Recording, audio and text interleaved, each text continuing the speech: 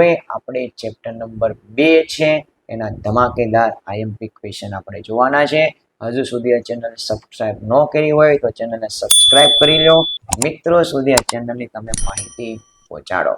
બરાબર, ચાલો તો ફરીવાર સ્વાગત છે વિદ્યાર્થી મિત્રો ચેપ્ટર નંબર 2 ના ધમાકેદાર આઈએમપી ક્વેશ્ચનમાં. બરાબર, તો હવે આપણે વાત કરશું ચેપ્ટર નંબર 2 ના આઈએમપી ક્વેશ્ચન. એમાં પહેલો જ પ્રશ્ન છે સંગીત રત્નાકર અને સંગીત પારિજાત ની રચના કરનાર પંડિતોના નામ તમે જણાવો. બરાબર, તો એ પણ તમને પૂછાય અને આ બંને ક્વેશ્ચન તમને લોંગ પણ પૂછી શકે છે કે સંગીત રત્નાકર વિશે માહિતી આપો અને સંગીત પારિજાત વિશે માહિતી આપો. બરાબર, તો જોઈએ. સંગીત રત્નાકરની રચના પંડિત સારંગદેવે કરી હતી અને પારિજાતની રચના કરી હતી પંડિત અહોબલે. એની પછી વિદ્યાર્થી મિત્રો તમને પ્રશ્ન પૂછવામાં આવે મોસ્ટ આઈએમપી ક્વેશ્ચન કે લોથલના કારીગરો ધાતુમાંથી કઈ કઈ વસ્તુ બનાવતા. તો લોથલના કારીગરો છે ધાતુમાંથી દાંતડા બનાવતા, સારડીઓ બનાવતા, વળાંકવાળી કરવત બનાવતા, આરા, સોય, આ ઉપરાંત વાસણો, મૂર્તિઓ, જુદા જુદા પાત્રો, યુદ્ધ માટેના અસ્ત્રો અને શસ્ત્રો, ઘરેણાઓ, ઓજારો, આ બધી જ વસ્તુ બનાવવામાં આવતી હતી. બરાબર, એની પછી મિત્રો જે પ્રશ્ન છે એ છે ભવાઈ. ભવાઈ પણ એટલી જ આઈએમપી ટૂંકનોંધ છે. ભવાઈનો મતલબ શું થાય ખબર છે? પડદા વિના ભજવાતા નાટકોને શું કહેવાય? ભવાઈ. ગામડાની તમે જોયું હશે રામા મંડળ. રામા મંડળ એક ભવાઈનો શું છે મિત્રો? પ્રકાર છે. બરાબર, હળવી શૈલીની રમૂજ ભવાઈની અંદર તમને થોડી ઘણી કોમેડી પણ તમને જોવા મળે અને ભૂગોળ વાદ્ય સાથે સંગીત પ્રધાન નાટકો. બરાબર, અને સાથે સાથે જુદા જુદા વેશ ધારણ કરવા એ ભવાઈની શું છે? વિશેષતા છે. ઉદાહરણ તરીકે કજોડાનો વેશ, પછી રામદેવનો વેશ, આ બધા ભવાઈના શું છે? ઉદાહરણ. બરાબર, પછી તમે જો ભવાઈના વિષય વસ્તુઓમાં સામાજિક કુરિવાજો પ્રતિકાર નો પણ શું થાય છે? સમાવેશ. ભવાઈ દ્વારા ખાલી લોકોને કોમેડી કરવામાં નથી આવતી કે ખાલી મનોરંજનનું ભવાઈ માધ્યમ નથી. મનોરંજનની સાથે યાદ રાખજો શિક્ષણ આપતી જો કોઈ કલા હોય તો એ નાટ્ય કલા છે. અને નાટ્ય કલાનો એક ભાગ એટલે હું વિદ્યાર્થી મિત્રો ભવાઈ.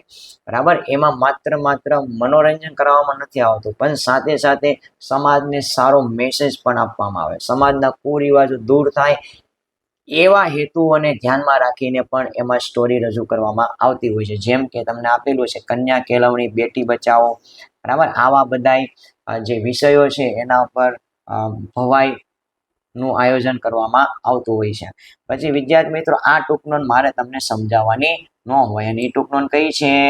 ગરબા અને ગરબી વિશે માહિતી આપો. મારા ખ્યાલથી આ વર્ષે માર્ચ 2025ની અંદર આ પ્રશ્ન મોસ્ટ આઈએમપી ક્વેશ્ચન બને છે. તમારે લખવું હોય ના લખી લેજો.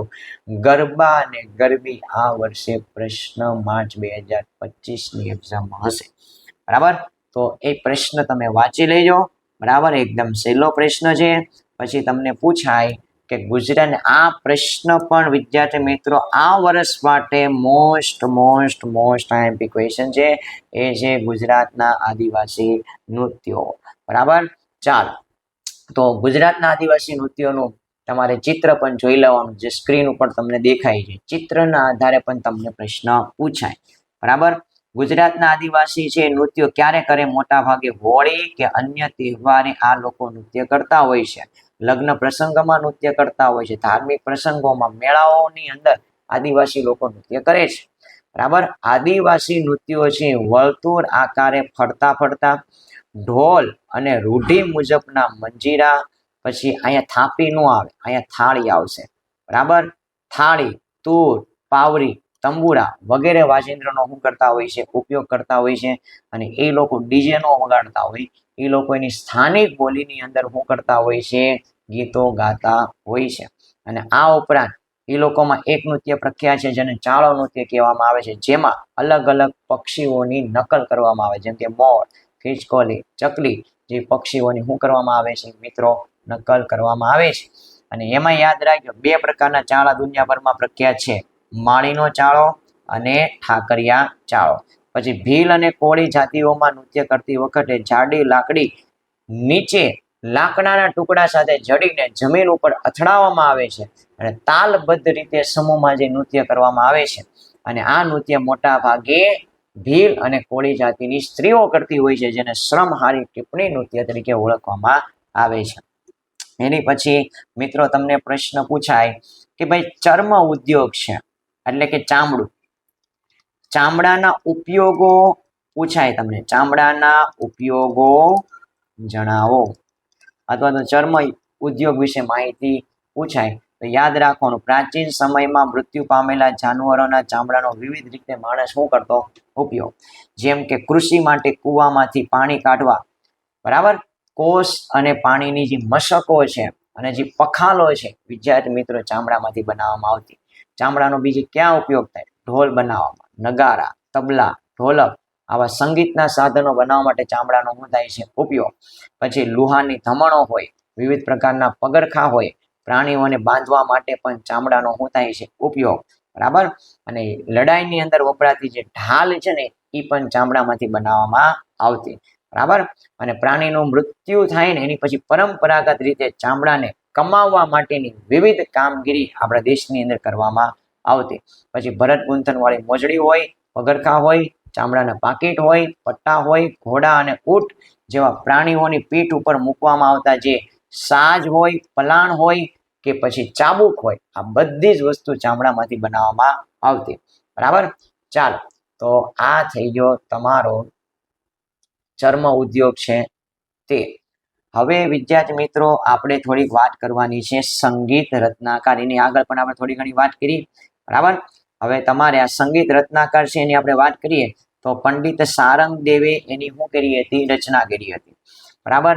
અને સારંગ દેવી દૌલતાબાદના શું હતા? નિવાસી. અને એક એવા સંગીતકાર હતા જે ઉત્તર ભારત અને દક્ષિણ ભારત બંને ભારતના સંગીતથી શું હતા? પરિચિત હતા.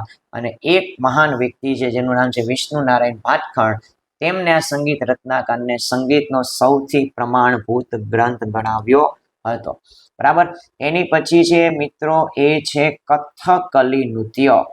તો નૃત્યની અંદર વિદ્યાર્થી મિત્રો આ ફરજિયાત પાકા કરવાના, એક તો ભરતનાટ્યમ, ભરતનાટ્યમ નૃત્ય છે એ તમારે પાકું કરવાનું, જે તમને સ્ક્રીન ઉપર દેખાય છે. અને બીજું છે કથકલી, બરાબર. આ પણ આ ચેપ્ટરના બે નૃત્ય મારી દ્રષ્ટિએ કેવા છે? ખૂબ જ આઈએમપી છે, બરાબર. તો ભરતનાટ્યમ તમારે વાંચી લેવાનું છે. કથકલી વિશે આપણે થોડીક માહિતી મેળવીએ. કથકલી નૃત્ય પહેલા તો યાદ રાખવાનું કેરળ રાજ્યનું નૃત્ય છે. કથકલી નૃત્ય એ વેશભૂષા અને તેમના ઘેરદાર સુંદર કપડાવાળી જે એની જે વેશભૂષા છે એના માટે કથકલી નૃત્ય દુનિયાભરમાં પ્રખ્યાત છે. એમના પાત્રોને ઓળખવા માટે ચહેરા ઉપર વિશિષ્ટ ચિત્રામણ કરવામાં આવે છે. એમાં જે નૃત્ય શૈલીની અંદર એટલે કથકલી નૃત્ય શૈલીમાં નટ એટલે નૃત્ય કરનાર મુકુટ ધારણ કરીને, બરાબર, એક જ તેજથી પ્રકાશિત રંગમંચ ઉપર આવીને, બરાબર, સંગીતમય રીતે પોતાની હું આપે છે? ઓળખ આપે છે. અને ત્રણેય લોકના પાત્રોને સજીવ કરે છે. યાદ, ત્રણેય લોકનો મતલબ શું થાય? સ્વર્ગલોક, પૃથ્વીલોક અને પાતાળ લોકની વાત થાય છે, બરાબર. કથકલી શબ્દ છે પૌરાણિક મહાકાવ્યો અને મહાભારતના પ્રસંગો અને સંસ્કૃત મલયાલમ મિશ્રિત નાટકો પાછળથી કથકલી શબ્દ છે ઉતરી આવેલો છે. પહેલા આપણે ચાલો એની પછી જો આ જે તમારે ફરજિયાત યાદ રાખવાનું છે કે કેરળની અંદર એવા કયા વ્યક્તિઓ છે જે કથકલી નૃત્ય માટે દુનિયાભરમાં પ્રખ્યાત છે અને ફરજિયાત યાદ રાખવાના છે. એક તો તમારે યાદ રાખવાનું છે શું? તો શ્રી વલ્લથોડ, બરાબર. બીજી વસ્તુ છે કલામંડલમ કૃષ્ણ પ્રસાદ, બરાબર. પછી શિવા રમન. આ ત્રણ વ્યક્તિ છે કથકલી નૃત્ય માટે દુનિયાભરમાં શું છે? પ્રખ્યાત છે. એની પછી વિદ્યાર્થી મિત્રો મોસ્ટ આઈએમપી ક્વેશ્ચન છે, આ પણ મોસ્ટ આઈએમપી ક્વેશ્ચન, અને એ છે વિદ્યાર્થી મિત્રો માટીકામ કલા, બરાબર. એકદમ સિમ્પલ. જ્યારે ધાતુની શોધ નહોતી થઈ ને ત્યારે માણસ જે પણ કાંઈ વસ્તુનો ઉપયોગ કરતો એ મોટા ભાગની વસ્તુ શેમાંથી બનતી? માટીમાંથી. અને ભારતની અંદર જે પ્રથમ યંત્ર છે ને કુંભારનો ચાકડો, જે માટીકામ માટેનું પ્રથમ યંત્ર ગણવામાં આવે છે. તો વ્યક્તિની જન્મથી મરણ સુધીની યાત્રા પણ છે ને એ માટી સાથે જોડાયેલી છે. બરાબર. પછી તમને કીધું છે માટીમાંથી આપણે શું બનાવતા, તો માટીમાંથી આપણે યાદ રાખજો રમકડા, માટીના ઘડા, કુલડી, કોડિયા, હાંડલા, માટીના ચૂલા, અનાજ સંગ્રહ કરવા માટેની કોઠીઓ આપણે બનાવતા. પહેલાના સમયની અંદર ઘરોની દિવાલો છે એમને પણ માટી અને છાણથી લીપીને બનાવવામાં આવતી. પછી માટીની અંદર તમે જો કેવું કેવું પ્રવાહી ભરી શકો, દૂધ છે, દહીં છે, છાશ છે, ઘી છે, આવા પ્રવાહી ભરવા માટે પણ માટીનો શું થતો ઉપયોગ. પછી નવરાત્રિના સમયે જે આપણે ગરબો વાપરીએ છીએ એ પણ શેમાંથી બનાવવામાં આવે છે, માટીમાંથી. અને આ ફરજિયાત તમારે યાદ રાખવાનું છે, બરાબર.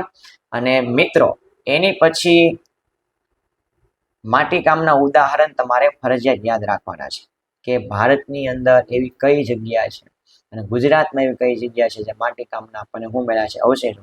તો ગુજરાતમાં તમે જો તો ગુજરાતની અંદર લાંગણજ જે, અને બીજું દક્ષિણ ભારતનું નાગાર્જુન કોંડા છે. આ બે સ્થળ એવા છે જ્યાંથી આપણને માટીકામના શું મળ્યા છે, અવશેષો. એટલે એ પાછા કયા ખબર, ટેરાકોટા. ટેરાકોટા કોને કહેવાય ખબર, પકવેલી માટીમાંથી જે વાસણો તૈયાર કરવામાં આવે ને કે પછી જે ઈંટો તૈયાર કરવામાં આવે ને એને ટેરાકોટા કહેવામાં આવે છે.